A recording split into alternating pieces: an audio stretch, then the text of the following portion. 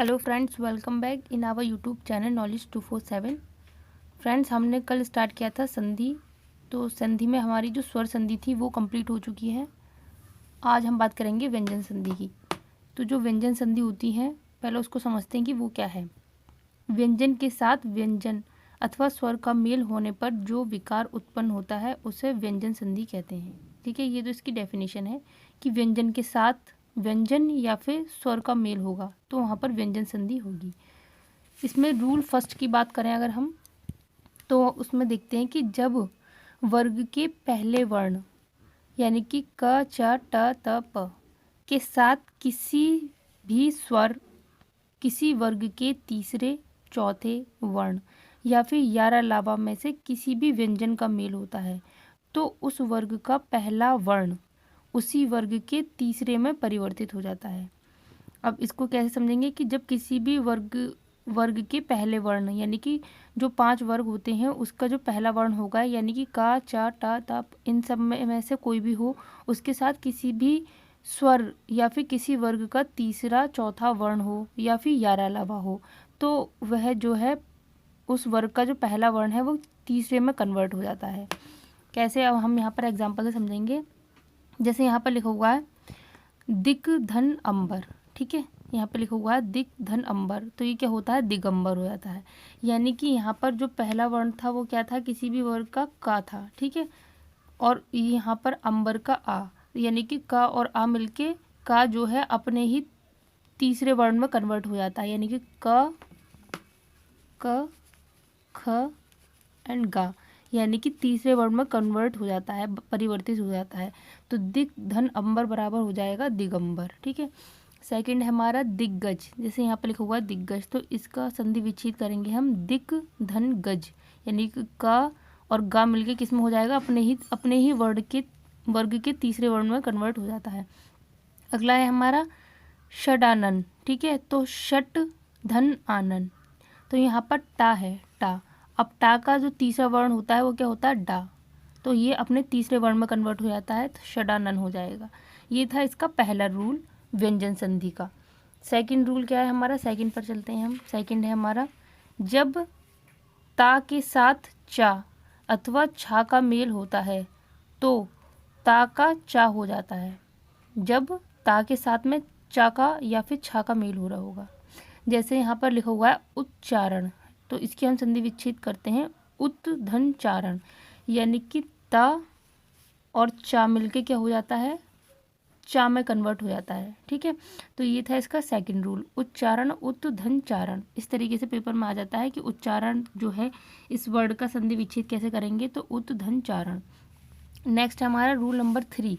Rule number 3 में कहता है कि जब वर्ग के पहले वर्ण क च ट त प, ठीक है, वर्ण के ये पहले वर्ण है, यानी कि जब वर्ग के पहले वर्ण के साथ किसी वर्ग के पंचम वर्ण क्या होता है, अड़ा या ना, ये होते हैं 5वें वर्ण, ठीक है, का मेल होता है तो वर्ग का पहला वर्ण उसी वर्ग के पंचम वर्ण में कन्वर्ट हो जाता है, ये अपने 5वें में कन्वर्ट हो जाएगा। जैसे दिगन्नाथ। ठीक है, अब इसका संधि विच्छेद हम कैसे करते हैं, दिक धन नाथ, तो यानी कि का जो है अपने 5वें वर्ण में कन्वर्ट हो जाएगा तो अड़ा में कन्वर्ट हो जाएगा। ठीक है, दिगन्नाथ।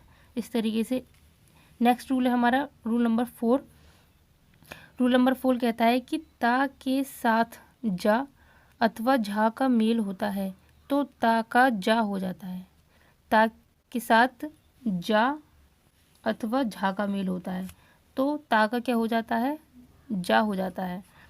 जैसे अब यहाँ पर एग्जांपल देखेंगे हम, सत धन जन, तो ये क्या हो जाएगा यहाँ पे सज्जन, यानी कि ता का जब जा के साथ में मेल होता है तो क्या हो जाता है, जा हो जाता है, यानी कि सत धन जन यानी कि सज्जन। तो ये तो थे हमारे व्यंजन संधि। ठीक है, व्यंजन संधि के बाद में हम बात करेंगे अब नेक्स्ट विसर्ग संधि।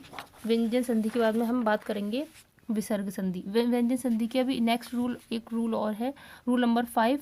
ये है कि जब ता के साथ ला का मेल होता है तो ता का ला हो जाता है। जैसे एग्जाम्पल में हम देखेंगे यहाँ पे उल्लास लिखा हुआ है, उल्लास। ठीक है, तो इसका संधि विच्छेद हम कैसे करते हैं, उत धन लास, यानी कि ता का जब ला के साथ में मेल होता है तो क्या हो जाता है, ला ही हो जाता है। नेक्स्ट है हमारा जब माँ के साथ किसी स्पर्श व्यंजन का मेल होता है तो माँ का उसी वर्ग के पंचम वर्ण में परिवर्तन हो जाता है। जैसे माँ का हम किस में बात कर रहे हैं, माँ का जब स्पर्श व्यंजन के साथ में मेल होगा तो माँ का उसी वर्ग के पांचवें वर्ण में कन्वर्ट हो जाएगा माँ। जैसे कि हम यहाँ पे लिखा हुआ है संकल्प, ठीक है, यहाँ लिखा हुआ है संकल्प। अब संकल्प को हम संधि विच्छेद करते हैं तो सम धन कल्प, यानी कि माँ जो है, माँ का किसी भी स्पर्श व्यंजन के साथ में मेल होता है तो वह अपने पंचम वर्ण में कन्वर्ट हो जाता है, यानी कि माँ का पंचम वर्ण क्या होता है, ना, तो संकल्प हो जाएगा। ठीक है, ये हो गया यहाँ पर जो है व्यंजन संधि जो है कंप्लीट हुई हमारी।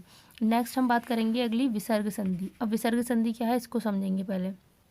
तो विसर्ग संधि होती है विसर्ग के साथ किसी स्वर अथवा व्यंजन के मेल से जो विकार उत्पन्न होता है उसे हम क्या कहते हैं, विसर्ग संधि कहते हैं। ठीक है, विसर्ग के साथ किसी स्वर या फिर व्यंजन का मेल हो रहा है। स्वर संधि में स्वर स्वर का मेल हो रहा था, व्यंजन संधि में व्यंजन व्यंजन या फिर स्वर का। इसी तरीके से विसर्ग के साथ में किसी स्वर का मेल हो रहा होगा या फिर व्यंजन का मेल हो रहा होगा, वहाँ पर विसर्ग संधि होगी।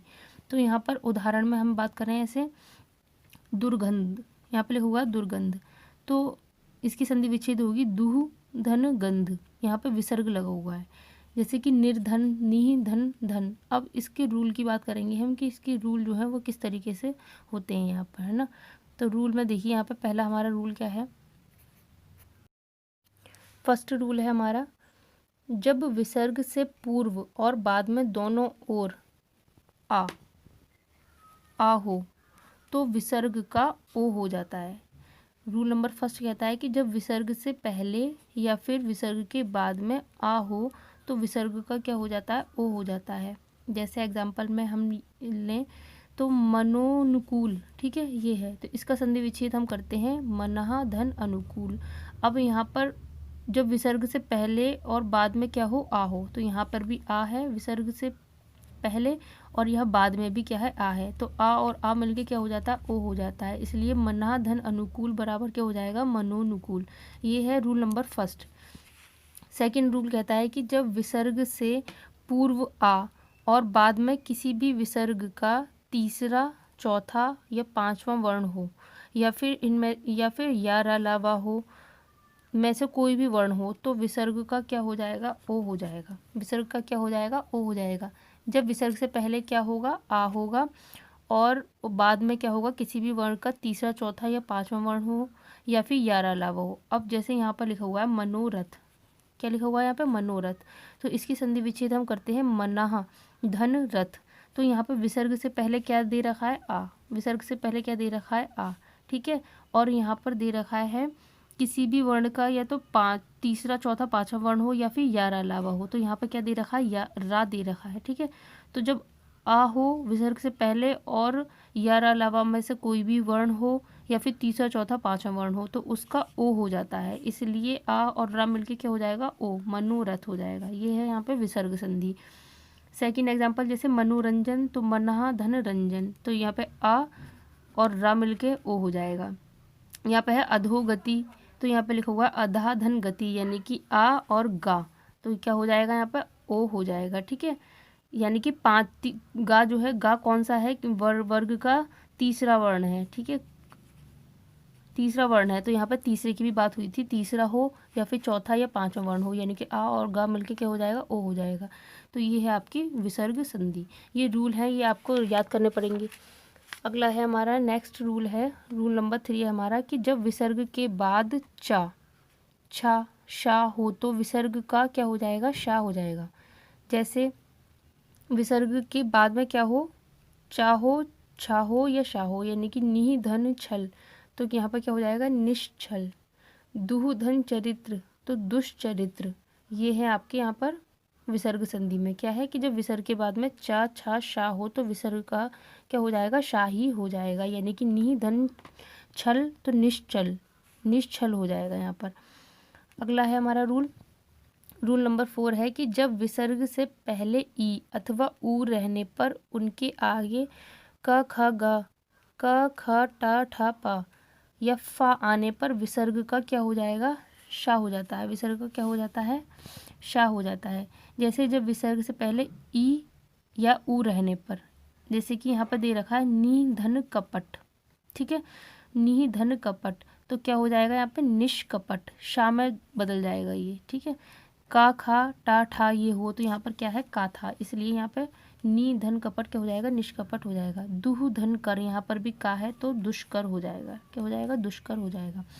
नेक्स्ट और लास्ट रूल है हमारा, जब विसर्ग के आगे रा हो तो उसका लोप हो जाता है और रा से पहले पूर्व का ह्रस्व स्वर दीर्घ हो जाता है। जैसे निहि धन रोगी, तो यहाँ पर निहि जो है और रोगी तो निरोगी, यानी कि छोटी ई जो है वो बड़ी ई में कन्वर्ट हो जाएगी, ठीक है। तो ये थे हमारे विसर्ग संधि के रूल, ठीक है फ्रेंड्स। ज़्यादा से ज़्यादा वीडियो को लाइक शेयर सब्सक्राइब कीजिए।